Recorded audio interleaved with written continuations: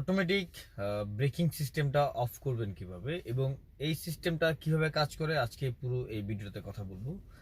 যারা এখন পর্যন্ত এই চ্যানেলে নতুন এবং এই সিস্টেম সম্পর্কে জানতে চান তারা কিন্তু ভিডিওটা কন্টিনিউ করবেন, কারণ এখানে আপনাদের খুবই ইম্পর্টেন্ট কিছু জিনিস আপনাদেরকে জানাবো এবং বোঝানোর ট্রাই করবো এই জিনিসটা কিভাবে অফ করবেন অথবা কিভাবে অফ করতে হয়, অন করতে হয়।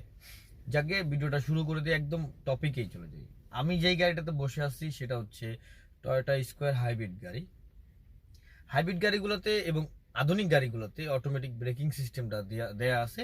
আপনি চাইলে অফ করে নিতে পারবেন।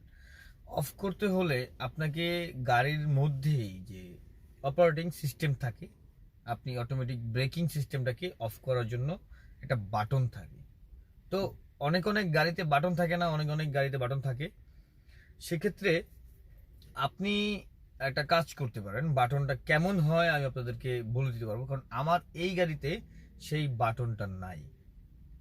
সেই বাটনটা না থাকার কারণে আমি অটোমেটিক সিস্টেমটা অফ করতে পারবো না এবং আমি আরেকটা কাজ করতে পারবো। অটোমেটিক ব্রেকিং যে সিস্টেমটা কাজ করতো সেটা আমি একটু ডিস্টেন্সটা একটু বাড়ায় নিতে পারবো।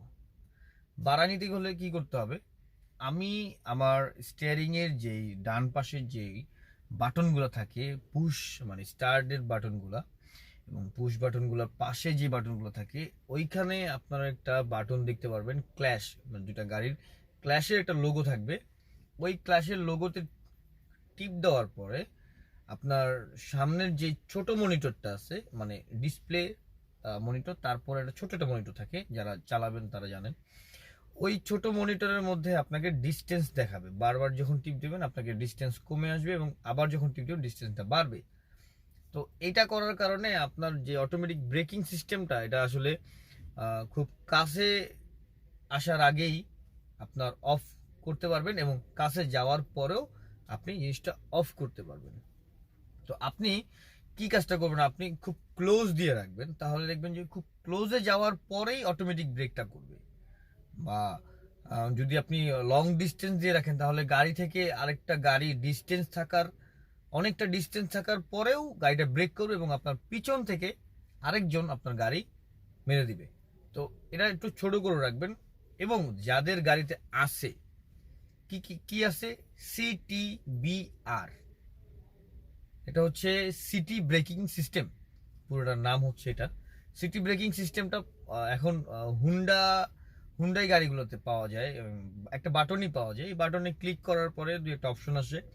অপশন আসার পরও আপনি অটোমেটিক ব্রেকিং সিস্টেমটাকে অফ করতে পারবেন। আমার এই গাড়িটা থেকে নাই, তাই আমি আপনাদেরকে দেখাইতে পারলাম না, কিন্তু আপনাদেরকে জানালাম যে অন্যান্য গাড়িগুলো যেগুলো আছে, আপনারা যারা অন্যান্য গাড়ি চালান বা হুন্ডা টাইপের বা নতুন আধুনিক গাড়ি চালান, তাদের কিন্তু এই অপশনটা থাকবে এবং আপনার কিন্তু চাইলে ওই ব্রেকিং অটোমেটিক ব্রেকিং সিস্টেমটা আপনার দ্বারা আপনি নিজে অফ করে নিতে পারবেন এবং আপনি চাইলে এটা অনও করে নিতে পারবেন।